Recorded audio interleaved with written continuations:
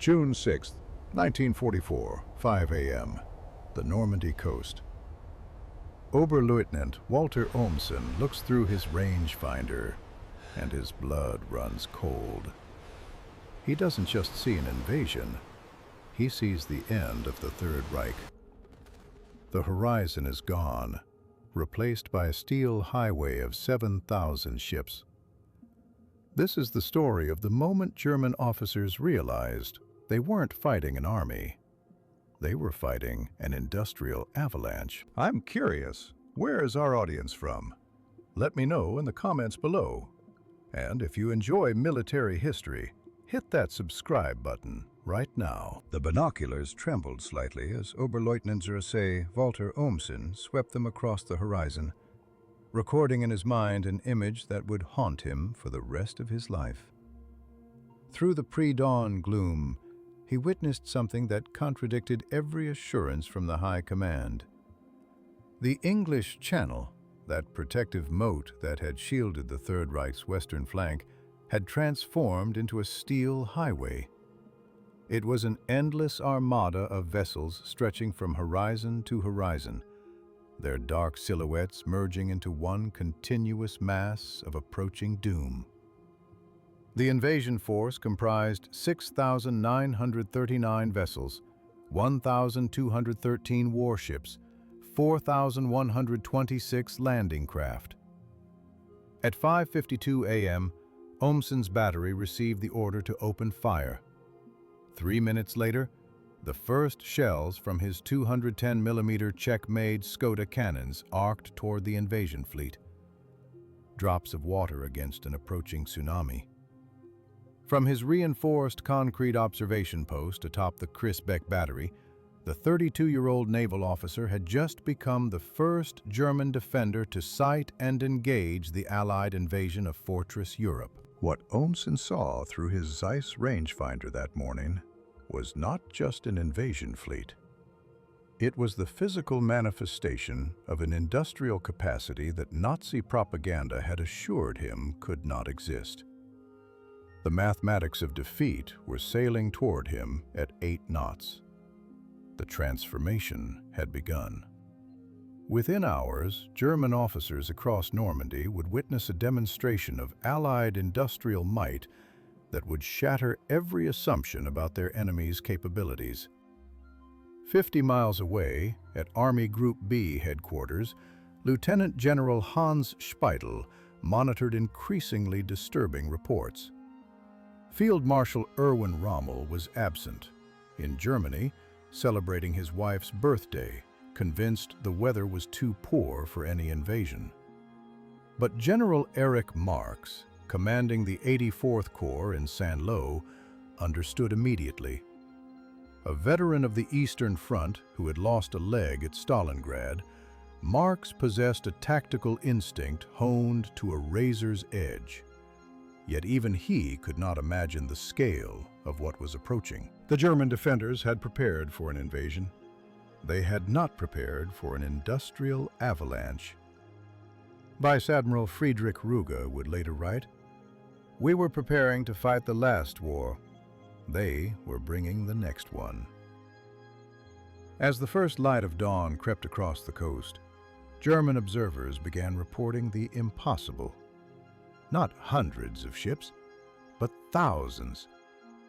At strong point WN-62, overlooking Omaha Beach, Gefreiter Heinrich Severloh peered through his machine gun embrasure. The 20-year-old farm boy had never seen the ocean before being stationed here. Now he saw no ocean at all, only steel. Severloh would later write, "Ships everywhere. Big ships, small ships, fat ships with flat bottoms. The horizon was gone. I tried to count but gave up at 100. There were thousands."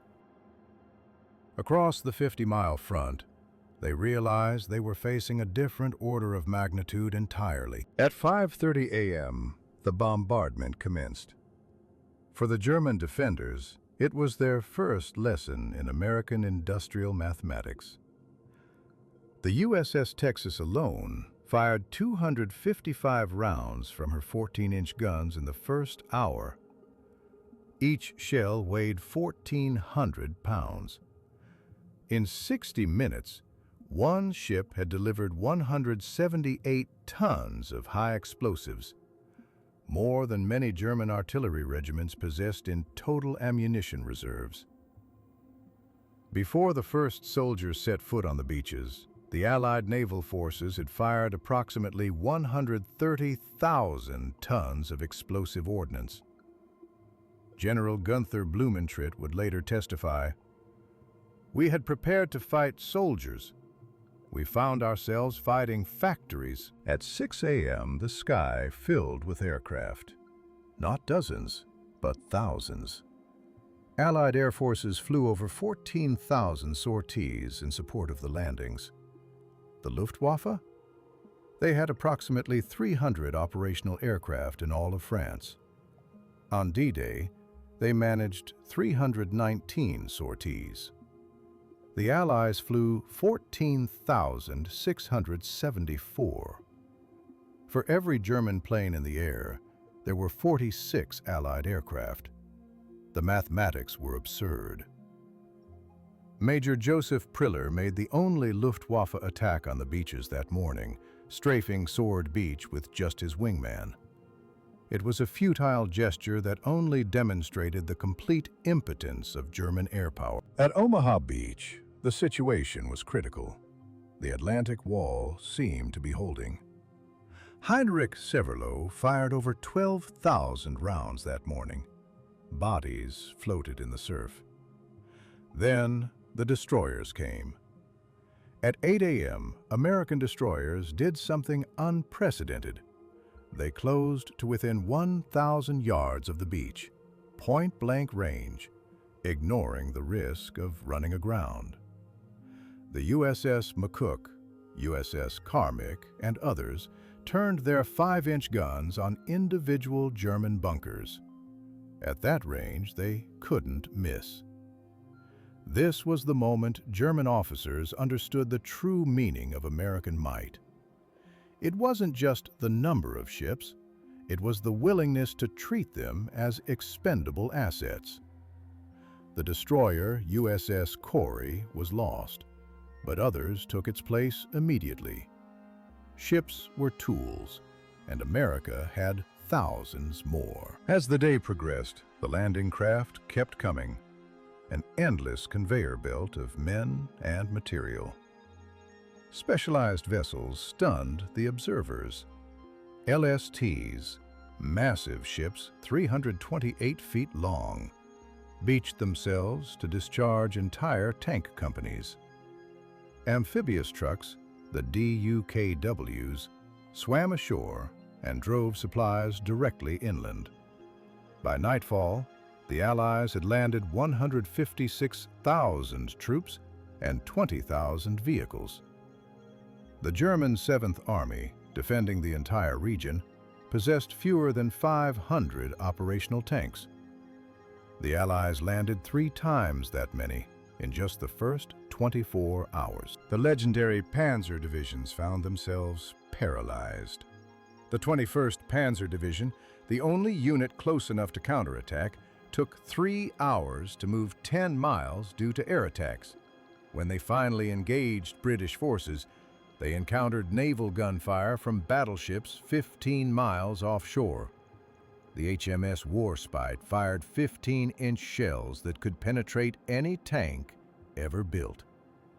SS Standartenführer Kurt Meyer wrote, "The enemy's material superiority was so great that our own strength was swept away like a wave breaking on a rock." On D-Day +1, German reconnaissance photos revealed something senior officers refused to believe.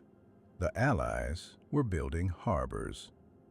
The Mulberry artificial ports represented industrial capability that challenged comprehension. Prefabricated in Britain, towed across the Channel, within 2 weeks, they were handling 9,000 tons of supplies daily. The Germans had spent 4 years fortifying the ports. The Allies simply eliminated the requirement for ports. As June progressed, the situation became desperate. Field Marshal von Rundstedt, when asked by High Command what to do, famously replied, "Make peace, you fools! What else can you do?" He was immediately fired. Rommel met with Hitler on June 17th. He presented statistics showing the hopelessness of the position. Hitler's response was to demand fanatical resistance. Rommel left the meeting knowing Germany was doomed. Rommel's chief of staff, Hans Speidel, later wrote, "We were not defeated by better soldiers or superior strategy. We were buried under an avalanche of material." The battle for Caen demonstrated the futility of resistance. On July 7th, RAF bombers dropped 2,500 tons of bombs in 40 minutes, more explosive power than the entire Luftwaffe possessed in France. Then came Operation Cobra, the American breakout. 1,500 heavy bombers dropped a carpet of destruction on the Panzer Lehr division. General Fritz Bayerlein reported, "My division has been annihilated. We are not fighting an army. We are fighting an industrial complex." Of 3,000 men in the target area, 1,000 died instantly. The Panzer Lehr simply vanished. The Falaise pocket became the graveyard of the Wehrmacht in the West. The statistics were apocalyptic. 10,000 dead, 50,000 captured, hundreds of tanks destroyed. The German General Staff struggled to comprehend that they were not fighting a military campaign, but an industrial equation. In 1944, Germany produced 39,000 aircraft. America produced 96,000. Germany produced 1,800 tanks a month. America produced 29,000 that year. And in military trucks, Germany built 68,000. America built 650,000. General Franz Halder calculated that by 1944, the Allied advantage in war production was 5-1. In trucks, it was 10-1.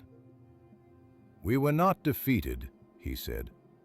"We were mathematically eliminated." German officers were psychologically transformed. They had been told Americans were soft. Instead, they discovered Americans had machines to do the hard work. They had radios to coordinate, abundant ammunition, and unlimited support. The suicide rate among German officers spiked. The complete invalidation of their worldview was too much to bear.